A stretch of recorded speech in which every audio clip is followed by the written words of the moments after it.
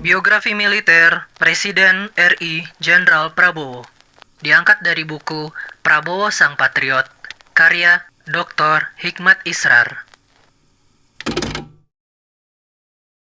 Menjadi prajurit Komando TNI Angkatan Darat. Komando merupakan kualifikasi kecakapan tertinggi dan bergengsi dalam dunia keprajuritan. Untuk memperoleh brevet komando tersebut, seorang prajurit harus melalui tempaan yang sangat berat, baik fisik maupun mental. Di antara sedikit prajurit terpilih yang berkesempatan mengikuti pendidikan komando, tidak semuanya dinyatakan lulus. Karena ada saja yang gugur dan menyerah di tengah latihan karena fisik dan mentalnya yang tidak kuat menghadapi berbagai tempaan dan gemblengan keras selama latihan berlangsung. Oleh karena itu, prajurit komando adalah prajurit yang memiliki nilai plus, terlatih, dan mahir bertempur di berbagai medan dan cuaca.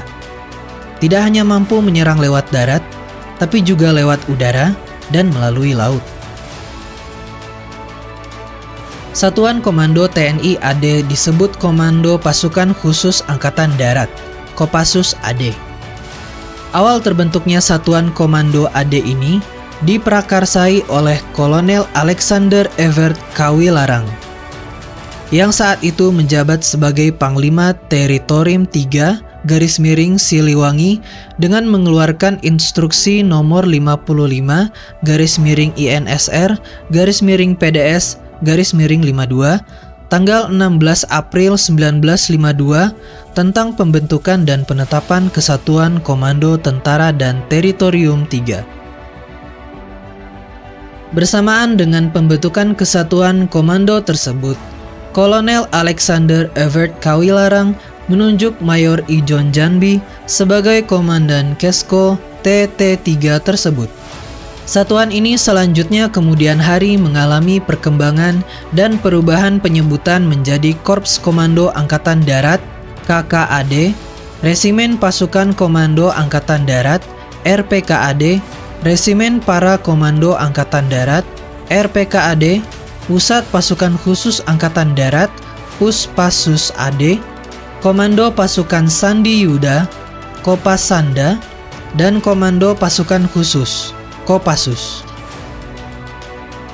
Pataka Komando Pasukan Khusus Tentara Nasional Indonesia Angkatan Darat Tribuana Candraca Satya Dharma.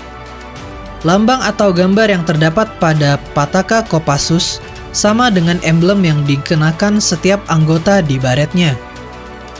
Mula-mula emblem dirancang oleh Letda Infanteri Dodo Sukanto tahun 1955 selaku perwira Biro Pengajaran yang dibantu oleh juru gambarnya Sersan Hasan.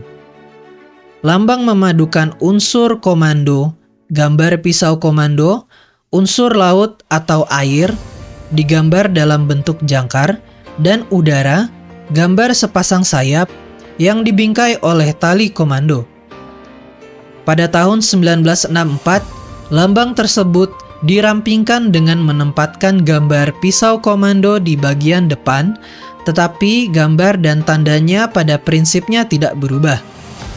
Lambang itulah yang dipergunakan sampai sekarang seperti terlihat di emblem maupun di Pataka Komando. Janji prajurit komando. 1. Saya berjanji bahwa saya akan tetap setia dan menepati isi dan jiwa Sabta Marga. 2. Saya berjanji bahwa saya akan memegang teguh dan tetap berpedoman pada sumpah prajurit. 3. Saya berjanji bahwa saya akan menjunjung tinggi dan mempertahankan derajat, nama, kehormatan, dan jiwa kesatuan para komandan pada setiap saat, tempat, dan keadaan bagaimanapun. Karena prestasi yang ditunjukkan oleh Letda Infanteri Prabowo Subianto pada saat mengikuti kursus kecabangan infanteri dan segala persyaratan sebagai calon prajurit komando terpenuhi, maka pada saat pembagian penempatan penugasan organik seusai mengikuti kursus kecabangan infanteri, Letda Infanteri Prabowo ditempatkan sesuai dengan angket pilihannya, yaitu di Satuan Kopasanda, nama Kopassus saat itu. Di samping memilih Kopasanda karena alasan prajurit Kopasanda terlihat gagah, Prabowo ingin merasakan penempaan sebagai prajurit yang lebih maksimal. Yang hal tersebut akan ia peroleh manakala ia mengikuti latihan komando yang diselenggarakan Kopasanda.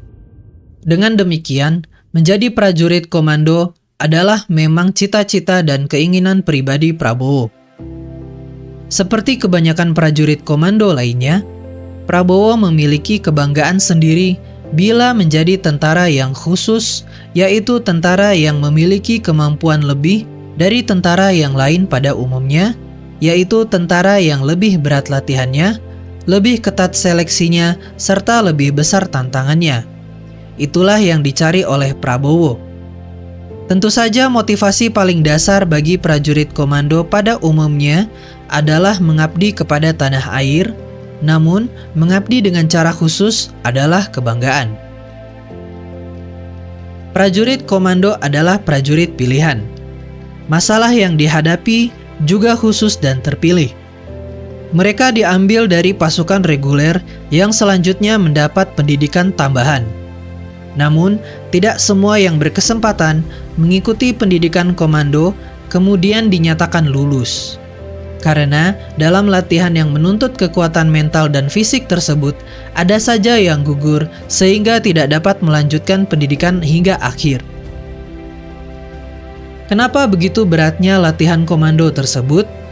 Hal ini sebenarnya dapat dimaklumi, karena mereka adalah pasukan yang digerakkan sebagai jawaban terakhir.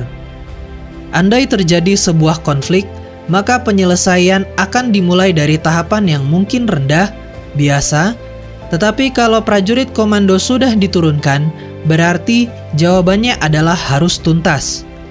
Karena tidak ada lagi cadangan lain setelah prajurit komando. Oleh karena itu, tidaklah berlebihan bila prajurit komando tersebut memegang moto lebih baik pulang nama daripada gagal dalam tugas. Setelah mengikuti latihan para terjun payung di Batu Jajar dan menjalani latihan dasar komando selama 7 bulan yang dibuka di Batu Jajar dan berakhir di Pantai Cilacap, yang dengan segala kesengsaraan dan penderitaannya telah membuat Prabowo dan rekan-rekannya dikuras habis-habisan secara fisik dan mental.